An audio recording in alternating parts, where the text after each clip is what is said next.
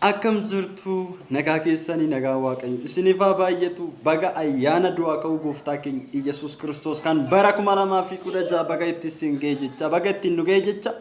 namoota sadi faarfannaadha isiniif affeereen jira isa aamileen hin barbaachisaa aamileedha simanna jechuudha itti aansuudhaan tokko farratti kan nu faarfatu farfataa dasee duulaati dasee ittiin ufufi